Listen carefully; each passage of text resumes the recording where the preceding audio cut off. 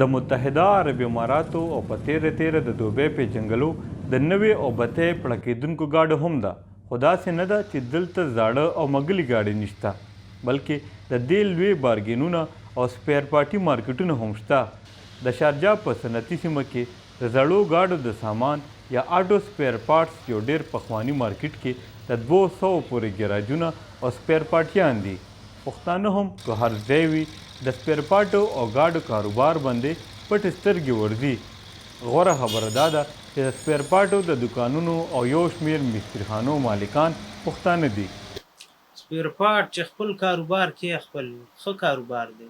سپیر پارټ خو چې څوک کوي ماشاءالله هر یو ښه دی چې هر یو کوي.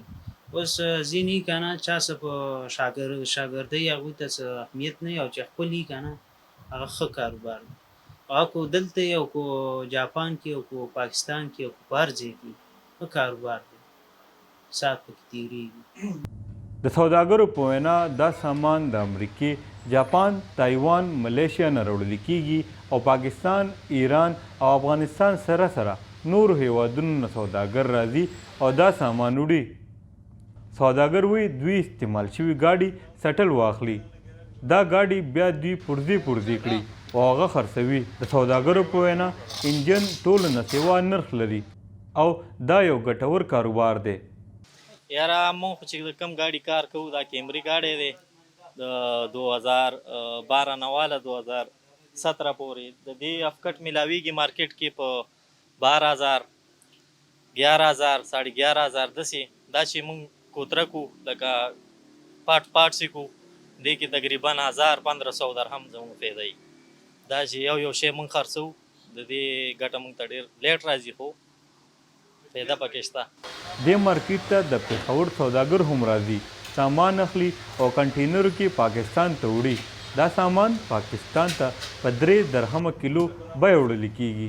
یو بیپاري وایي چې نن سبا د امریکایي ډالر په مقابله کې د روپۍ نرخ ډېر مخ په ښکته تللی، د څه د وجې چې د سوداګرو راتګ اغېزمن شوی دی. د دې ځینه د پریس اکوا او د اکسلای مکسلای دې ګاډو سامان ځي پینډۍ ته ځي په شپ کې کانټینرو کې بندېږي دلته او بیا د پینډۍ نه پېښور شوبې بازار ته ځي.